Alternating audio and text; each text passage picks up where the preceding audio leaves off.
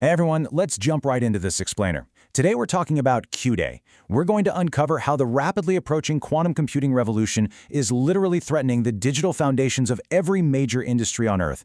We are standing on the edge of a massive computing paradigm shift, one that's going to completely redefine what's possible and, honestly, more importantly, what's secure. To keep us on track today, here's our roadmap. We'll start with the Q-Day countdown, unpack this harvest now, decrypt later concept, look at the specific high-risk industries exposed, dive into the blockchain vulnerability, and then wrap up with the practical post-quantum mitigation strategy. All right, Section 1, the Q-Day countdown. We are talking years here, not decades. So what exactly is Q-Day? It's that critical moment when a cryptographically relevant quantum computer, or CRQC, finally breaks the public key encryption that basically secures the entire internet. Now consider the year 2029. Google is not treating this as some distant theoretical problem. They are targeting 2029 to migrate their own internal infrastructure to post-quantum cryptography, specifically prioritizing their authentication services.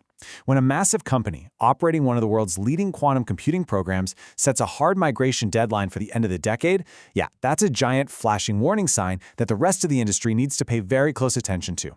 And the real reason for all this urgency is that the math has radically changed. Previously, we thought breaking modern encryption would take millions of physical qubits, keeping the threat safely in the realm of sci-fi.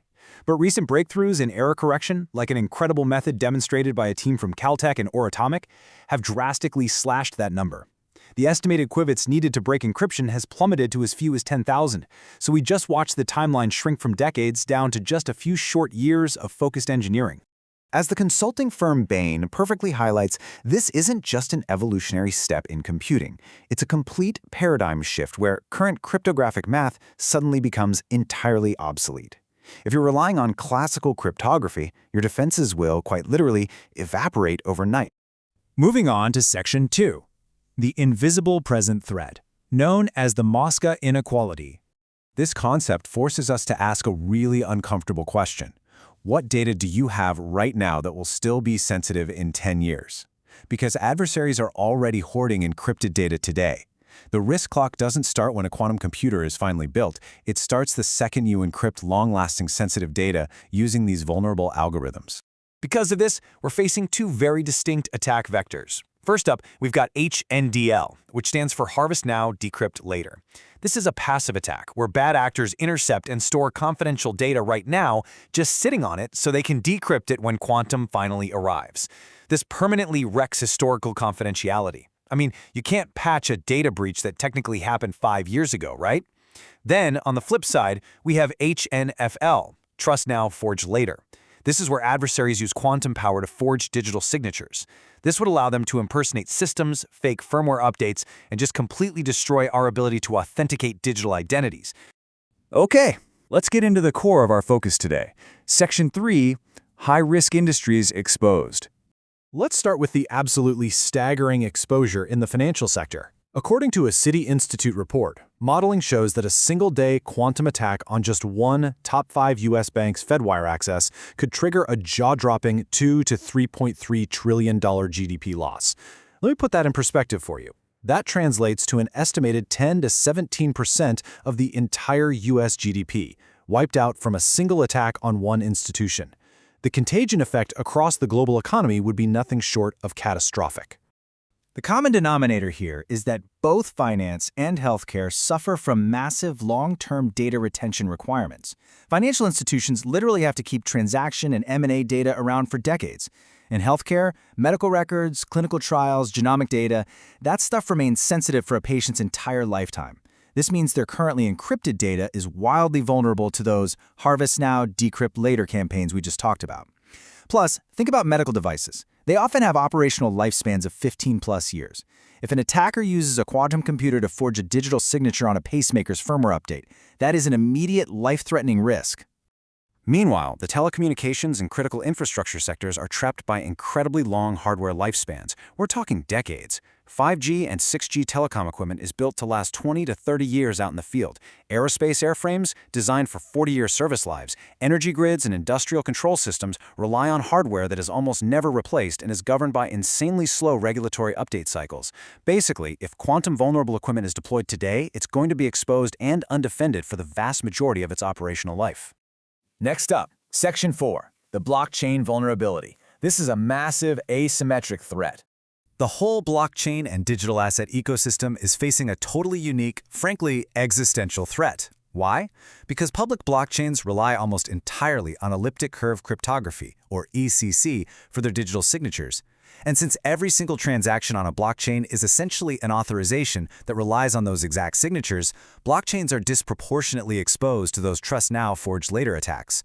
Think about it. If a quantum computer can derive a private key from a public key, an attacker can simply forge transactions and drain accounts, totally destroying the immutability of the entire ledger.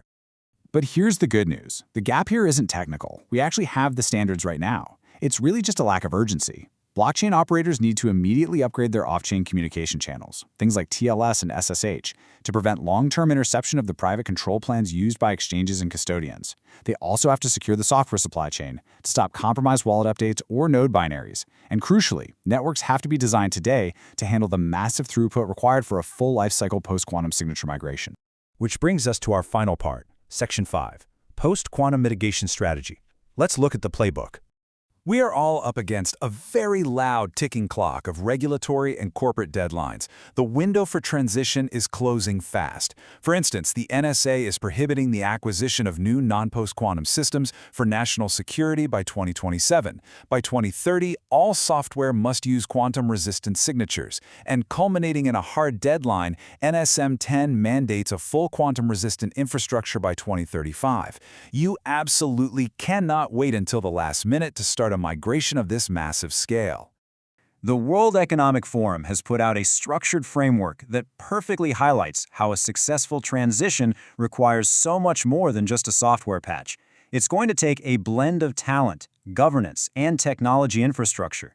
You're going to need cryptography champions, serious executive support, and robust training layered right alongside the actual post-quantum cryptography implementation. So how do we actually pull this off? Here is the actionable mitigation path. Step 1 is running a cryptographic discovery to map out all your dependencies. But Step 2 is where most organizations stall out, so listen up. Don't wait for your inventory to be perfect. Start a focused pilot in parallel. You can deploy network-layer post-quantum cryptography for immediate algorithm flexibility without even touching your legacy application code. Take a cue from Banco Sabadell's successful pilot. They pulled this off with zero downtime. And finally, brief your board so they understand this is an operational reality today, not just some science experiment for tomorrow. I'm going to leave you with this final, really critical thought to ponder. Will you migrate on your own schedule, or will you be forced to migrate on someone else's? The quantum threat is no longer theoretical, the timelines are compressing fast, and acting right now is literally the only way to retain control over your organization's digital survival. Thank you so much for joining me for this explainer, and I highly encourage you to take these insights back to your teams.